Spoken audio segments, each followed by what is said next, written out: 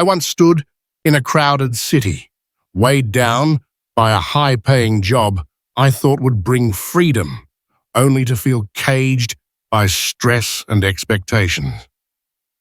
That's when Stoicism found me. It's not about shutting off emotions, but mastering them, letting go of what's beyond our grasp. Inspired by Epictetus and Seneca, I traded that life for a small backpack and a quiet countryside escape. What I found wasn't just peace, but a resilience I'd never known. In this guide, I'll walk you through 7 Stoic lessons from my own path, practical steps to detach and thrive. Want to lighten your load? Let's begin. Number 1. When less becomes everything. I want to begin with a simple yet challenging question. What is taking up too much space in your life? It could be material possessions, relationships, other people's expectations, or even those relentless negative thoughts. We often believe that having more will make us happier. But is that really the case?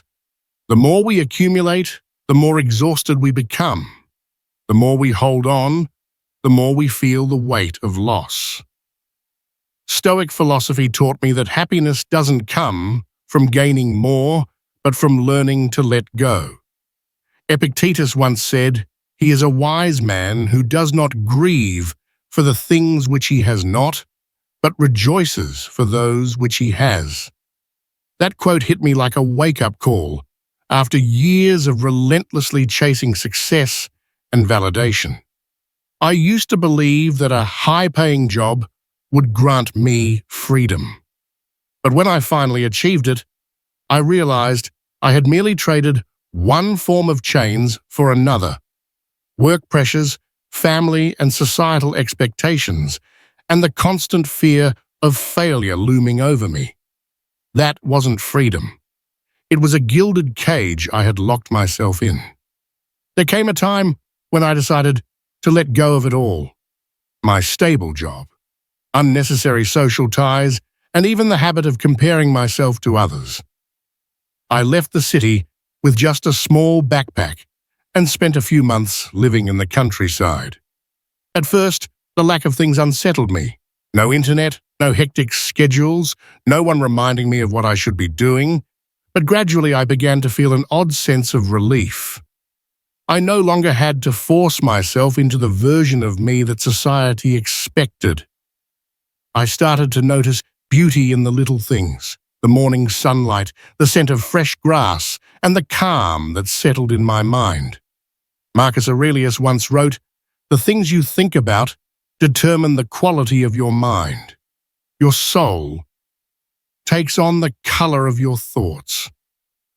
As I let go of negative thoughts and invisible pressures, I found my mind clearer and more at peace than ever before. But how do we truly live with less? It's not just about shedding material possessions. It's a deep, spiritual journey. First, try practicing mindfulness. Each day, set aside some time to sit still and do nothing. It sounds simple, but in today's fast-paced world, sitting quietly without feeling guilty or anxious is a real challenge. When you allow yourself to pause, you'll start to notice what you truly need. Next, declutter both your living space and your mind. You can begin by removing unnecessary items from your home, those things you keep just in case, but really, they only clutter your space. Similarly, examine the thoughts and relationships that drain your energy. Do you really need to stay connected with everyone? Do all criticisms deserve your attention? Another practice that has been incredibly effective for me is minimalist journaling. Instead of listing endless tasks each morning, I write down just the 3 most important things for the day. This helps me focus on what truly matters and avoids getting caught up in trivialities. By the end of the day, I feel fulfilled, even if I've only completed those 3 small tasks. I know letting go isn't easy. We cling to the familiar because it gives us a sense of security. But it's in that very act of letting go that you'll find freedom. Seneca once said, "It is not the man who has too little, but the man who craves more that is poor." When you stop longing for what you don't need, you'll realize how rich you truly are. Imagine what your life would look like if you let go of everything that no longer serves your path. What if you were no longer haunted by the need for perfection? What if you stopped comparing yourself to others? I believe you'd find the peace you've been searching for all along. And before we move on to the next lesson, I want to leave you with one final question. If today you kept only what truly matters, what would your life look like? Let this question guide you on your journey back to yourself. Because when less becomes everything, you don't just find freedom, you find your true self. Letting go of just one thing can feel so freeing, can't it? If this resonates with you, why not join me for more? Please subscribe. It's a gentle nudge to keep exploring Stoicism with me. Stick around, because the next lesson about letting things slip away is going to lighten your heart even more. Number 2, the beauty of letting it slip away. Imagine standing beside a river. In your hand is a small leaf, symbolizing your burdens, worries, and all the things beyond your control. You clutch it tightly, unwilling to let go, but the longer you hold on, the more the leaf withers, and the more exhausted you become. So why not release it into the water and let it drift away? That's not a loss. That's freedom. That's the beauty of letting go.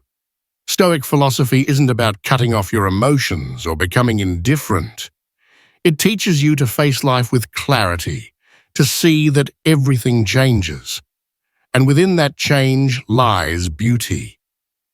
Marcus Aurelius once wrote, "Observe constantly that all things take place by change, and accustom yourself to consider that the nature of the universe loves nothing so much as to change the things which are, and to make new things like them." Life is an unending flow, and when you learn not to resist it, you'll find yourself living more authentically, more lightly. Have you ever considered that it's the act of holding on that causes your pain? A relationship that no longer brings you joy, yet you can't walk away because you fear loneliness. A job that drains you, but you refuse to quit because you are afraid of failure. If the answer is yes, you're not alone. I once clung to a project I had poured my heart into, even though it clearly no longer aligned with my path. I had invested time, effort, and belief in it, but the more I pushed forward, the more lost I felt. Until one day, I asked myself, does continuing this really make me happy? The answer was no, so I let go. Strangely, as I allowed it to drift away, I felt an overwhelming sense of relief, as if I had just dropped a heavy backpack after a long journey. Epictetus taught that we cannot control what happens to us, but we can control how we perceive and respond to it. Instead of fighting against life's current, why not flow with it and seek new opportunities along the way? So how do you practice letting go in a stoic yet heartfelt way? Start by embracing the art of losing. Every day, choose one small thing to release. It could be the irritation when someone cuts in line, or the disappointment when you don't meet your own expectations. See these things as leaves on the river. You could hold on to them, but why would you when you can let them float away and feel lighter? Another approach is practicing the art of impermanence. Each morning as you wake up, Take a minute to remind yourself that everything you have today might not be there tomorrow. It may sound pessimistic, but it actually helps you cherish the present more deeply and detach from external things. When you understand that everything is temporary, you learn to savor each moment without fearing loss. You can also try writing an unsent letter. Write to yourself or to someone you're struggling to let go of. Pour out all your feelings, thoughts, and expectations. When you're done, don't send it. Instead, burn the letter or tear it up and throw it away. It's a powerful way to release emotions without confronting anyone directly. Seneca once said, "Begin at once, to live and count each separate day as a separate life." Don't let unnecessary things occupy your mind. Each day is a new life, and you have the power to choose what you carry with you on that journey. Finally, remember that letting go doesn't mean giving up. When you let things drift away, you're not losing anything. You're simply making space for better things to come. Like releasing a kite, you're not making it disappear. You're letting it soar higher, freer, and you too will rise. So, what about you? What are you ready to let go of today? Well, what burdens will you release into the river of life to rediscover the freedom and peace within your soul? Share your story in the comments below. I'd love to listen and walk this journey with you. And if you want each day to feel a little lighter, don't forget to hit that subscribe button. I share new videos daily to inspire and support you on your path to finding yourself again. Number 3, invisible chains we choose to wear. Have you ever felt stuck? Yet, when you look around, there are no walls or locked doors in sight. It's like swimming in a crystal clear pool. No barriers, no limits. But it feels as if tons of rocks are tied to your feet. The truth is, no one is holding us back. Not our bosses, not our families, not society. The chains that keep us from moving forward are the ones we've placed on ourselves. Imagine standing in the middle of a crowded square, hundreds of eyes seemingly watching your every move. You're tense, anxious about every small action, afraid of being judged. But here's the irony. No one's actually paying attention to you. They're all preoccupied with their own invisible chains. Marcus Aurelius once wrote, "It never ceases to amaze me. We all love ourselves more than other people, but care more about their opinion than our own. We love ourselves more than anyone else, yet we care more about others' opinions than our own." Strange, isn't it? I remember the first time I realized I was wearing those invisible chains. It was when I turned down a job opportunity because I was afraid I wasn't good enough. I made all sorts of excuses. That job isn't the right fit. I'm not ready yet. But the truth was, I was afraid of failing. I feared the disappointed looks if I didn't perform well. But then I realized it wasn't the job that was holding me back. It was my fear.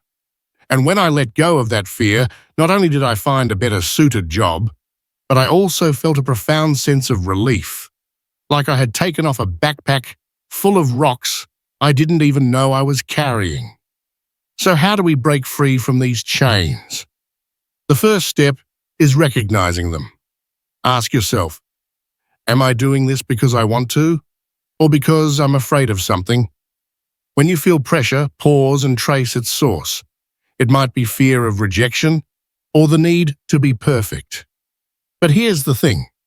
Perfection is a trap. It makes you feel like you'll never be enough. Try this simple exercise. Write down 3 things that have made you feel tied down recently. It could be others' expectations, work pressure, or fear of failure. Then ask yourself, if I let this go, what's the worst that could happen? More often than not, the worst-case scenario is just temporary discomfort. but in exchange, you gain freedom. Seneca once said, "We suffer more often in imagination than in reality. We suffer more in our minds than in real life. We fear failure so much that we don't even try. We fear rejection so deeply that we don't dare to love. But in reality, what we fear is rarely as terrifying as we imagine. And even when failure happens, it's just part of your journey, not the end." Another method I love is practicing paradox. If you fear rejection, put yourself in situations where you might be rejected. Ask for small things you know will likely be denied, like requesting a discount at a store that doesn't offer promotions. The more you do this, the more you'll realize that rejection holds no power over you. Those invisible chains will start to loosen.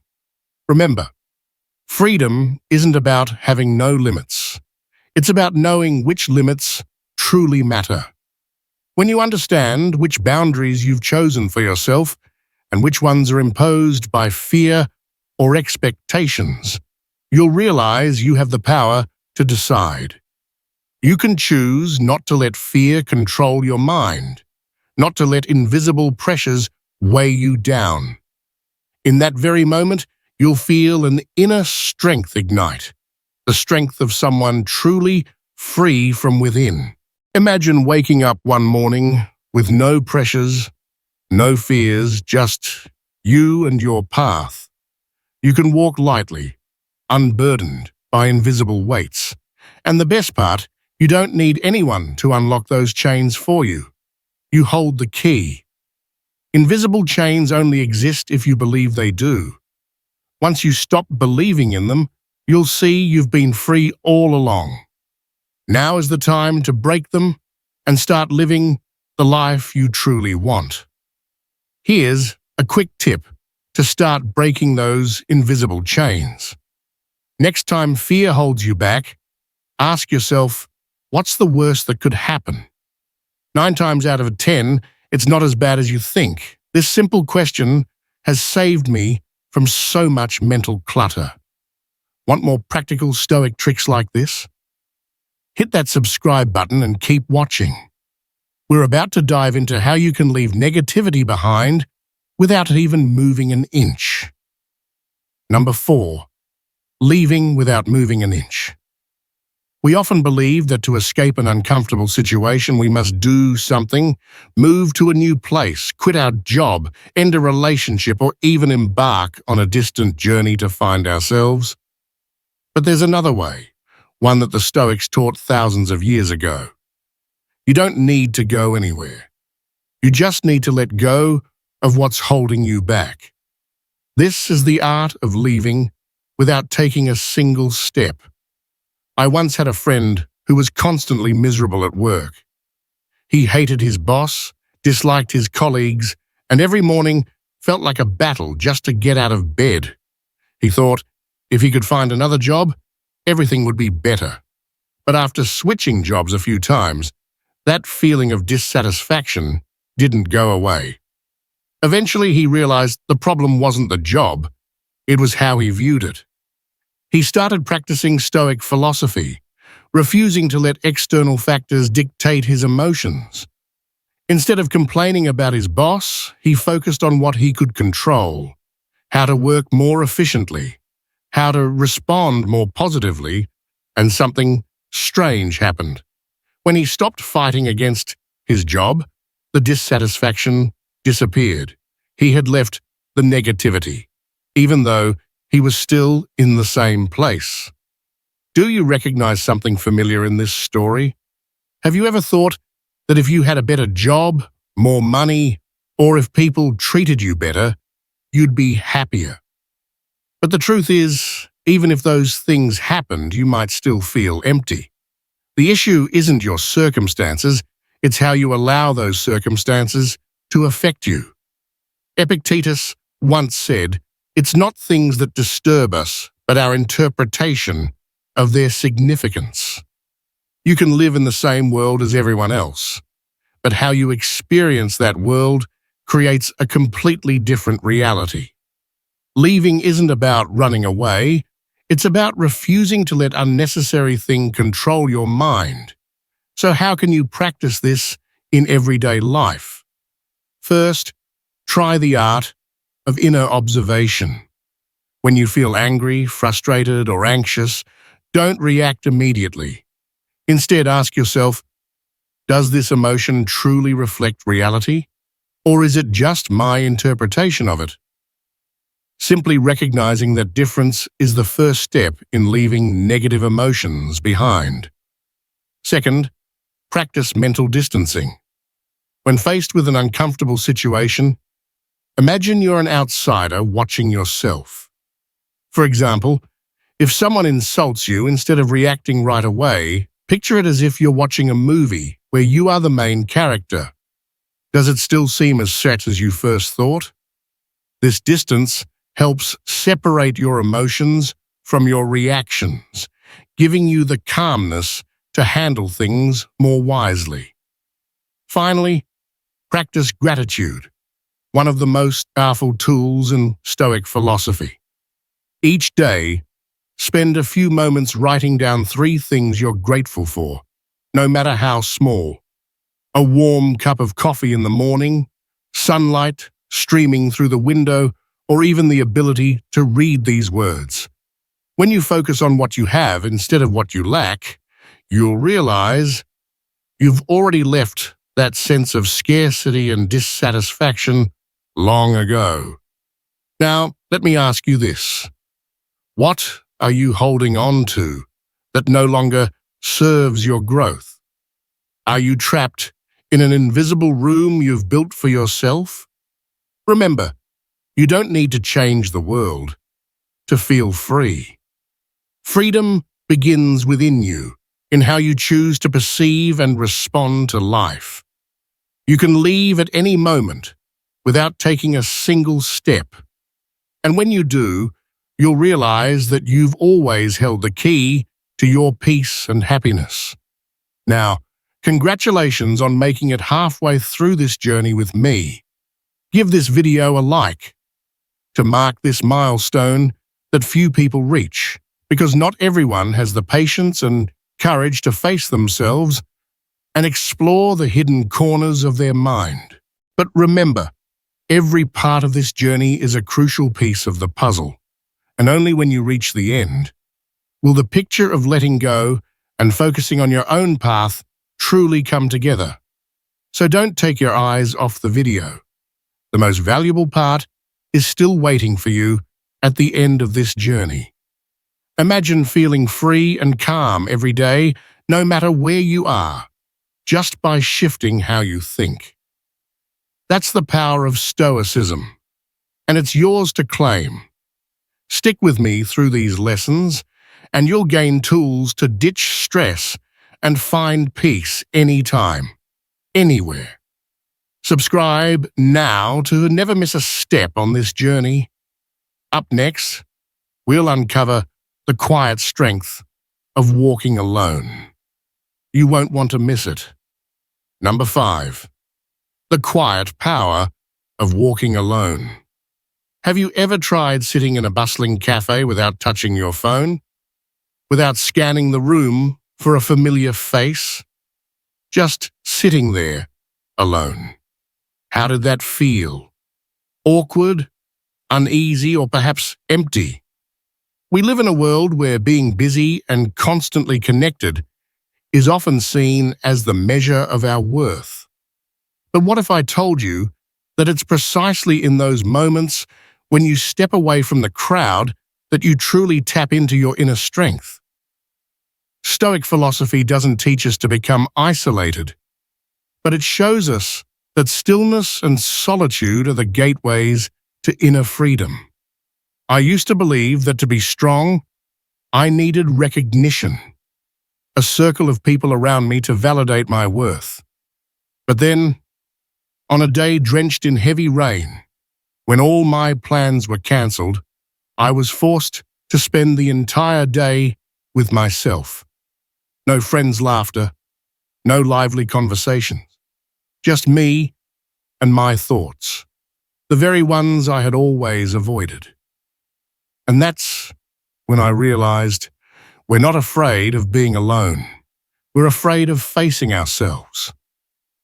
Have you ever wondered, who are you when no one is watching? When no one is liking your posts, praising you or criticizing you? The answer lies in those quiet moments. And surprisingly, when you embrace walking alone, you not only find yourself, but also discover a silent, steadfast strength. The strength of being at peace with who you are. Epictetus once said, "Freedom is the only worthy goal in life.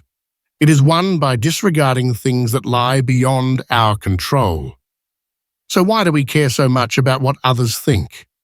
Why don't we allow ourselves to wander freely down our own path, instead of tirelessly following in someone else's footsteps? To practice the power of walking alone, you don't have to give up everything and live atop a mountain. Instead, try small but challenging things. A day without social media, an evening without texting anyone, a solo picnic with just you and your journal. At first, there will be an emptiness. But you know what? It's in that emptiness that you'll finally have the space to truly listen to yourself. There's a practice I always recommend, and it's so simple. You'll wonder why you've never tried it before. Sit down at the end of the day and write down 3 things you feel when no one else is around. Don't write what you think others want to hear. Write the truth. Write for yourself. Day by day, you'll notice the negative thoughts start to fade, making room for peace. That's the quiet power you've been searching for.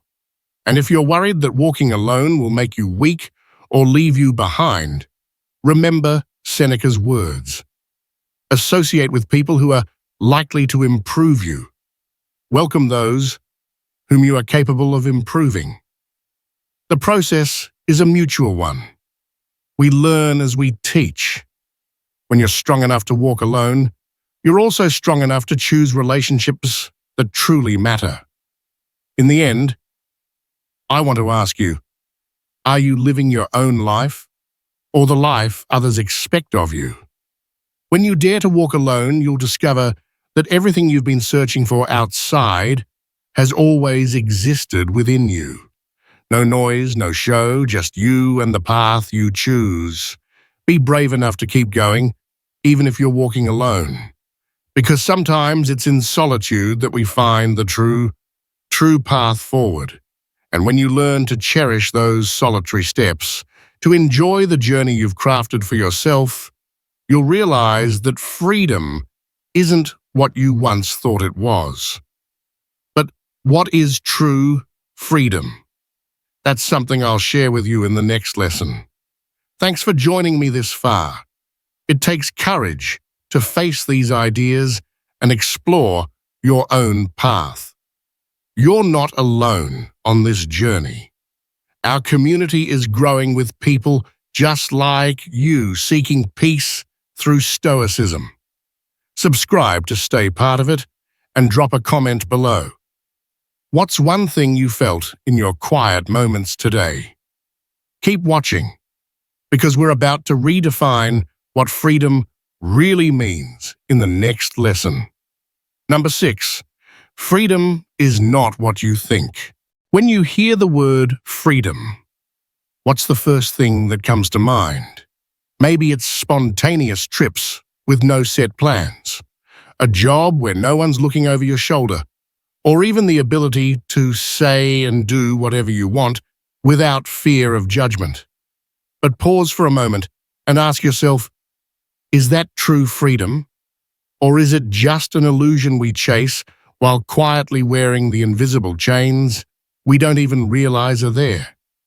Imagine standing atop a mountain surrounded by endless open space with nothing and no one holding you back. But in your mind, you're anxious about things that haven't even happened yet. What if I fail?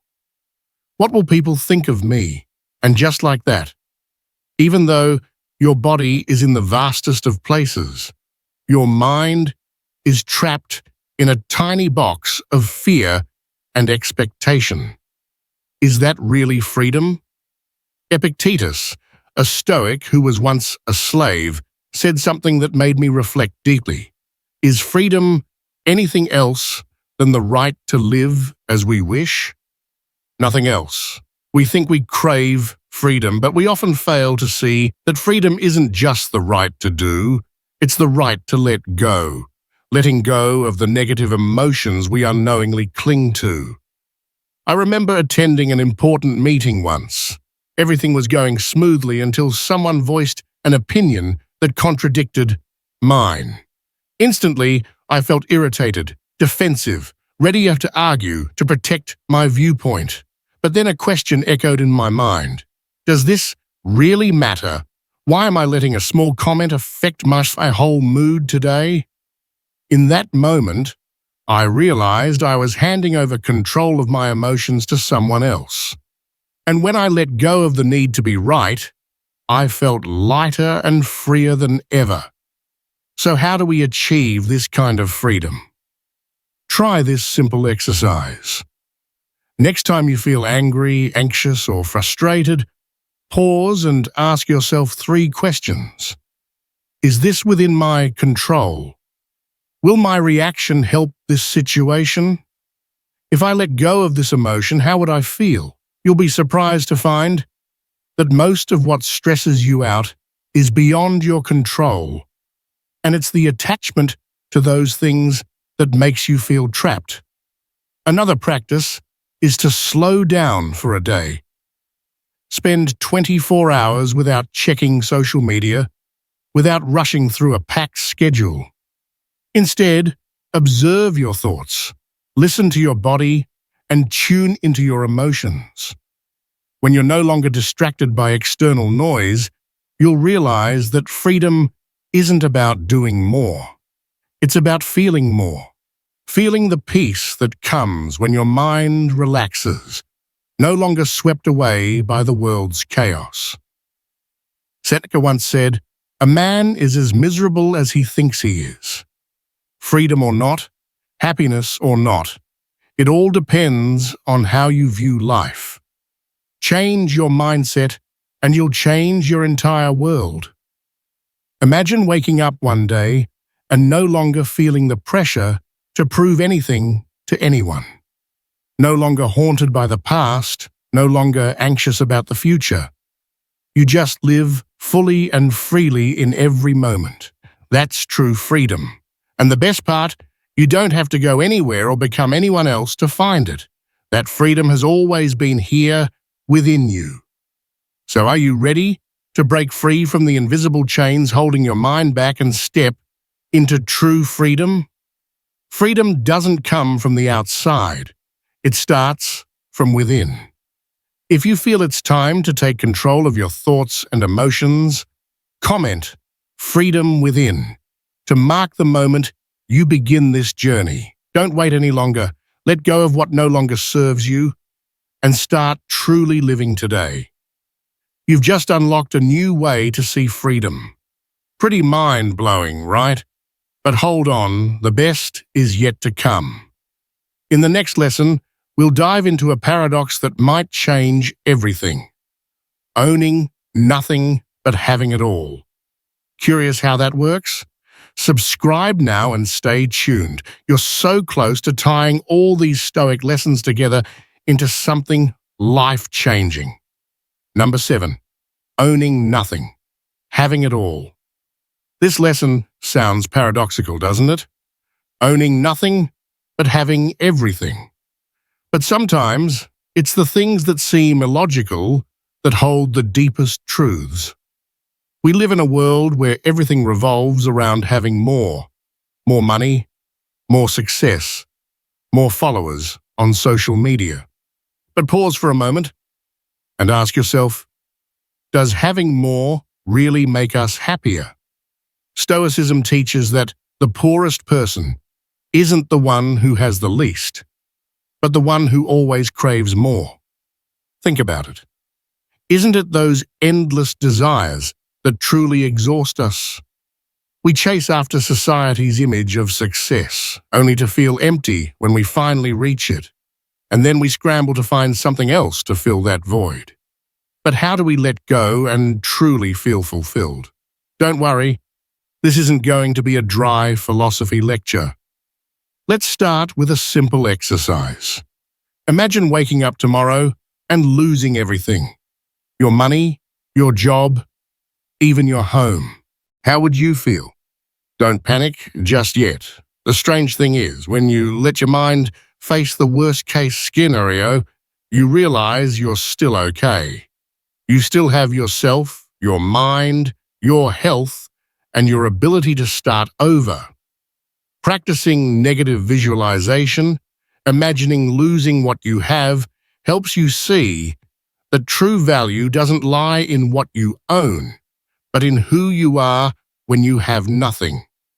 Marcus Aurelius once emphasized, "Very little is needed to make a happy life.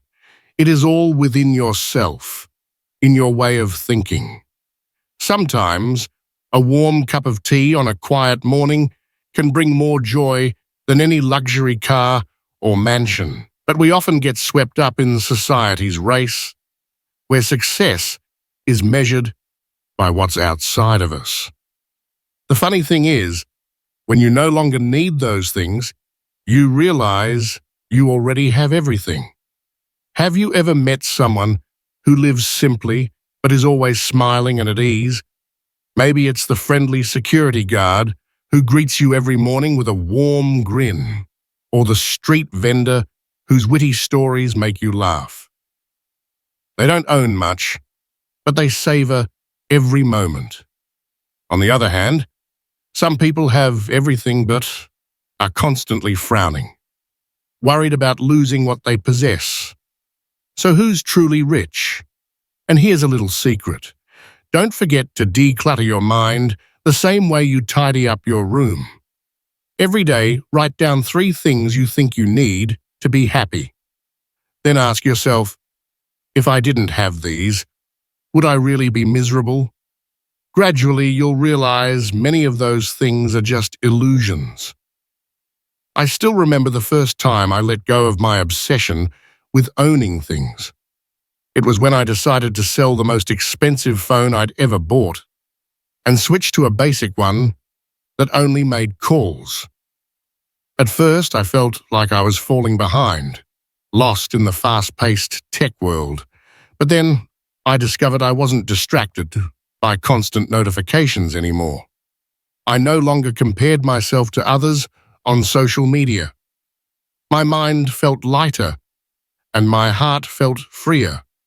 I no longer owned a smartphone, but I had all the freedom and peace I could ask for. Would you dare to live like that? Ask yourself, what's owning you? Maybe it's an item you can't throw away, a relationship you can't let go of, or an old dream that no longer fits who you are. When you dare to release those things, you're not just freeing up physical space, you're expanding your soul. In the end, remember that letting go doesn't mean giving up. It means choosing what truly matters to you and allowing the rest to drift away. Owning nothing but having everything isn't about abandoning the world. It's about living fully in it, with a free spirit and a heart unburdened. And when you reach that state, you'll realize you don't need anything else, because you already have it all. We've just explored 7 powerful ways to let go, detach from what no longer serves you, and focuses on your own unique path. Maybe somewhere in these reflections, you saw a glimpse of yourself. The times you tried to control everything, but felt exhausted. The moments you clung to the past and forgot to live in the present. But here's the truth. When you finally dare to let go, you don't lose anything. In fact, you gain something far more valuable. You uncover a freer, lighter, and stronger version of yourself. That's the gift Stoicism offers to those brave enough to loosen their grip and trust their journey. Stoicism proves that by releasing what we can't control, we reclaim our power and peace. These 7 lessons turned my struggles into stepping stones, showing that true wealth is a light heart, not a full hand. Picture a life where you flow with change, not against it. That's the gift of letting go. Take one step. Let a small fear drift away today and feel the shift. Hungry for more ways to grow? Subscribe now. Daily doses of insight are here to lift you up. Let's journey onward together.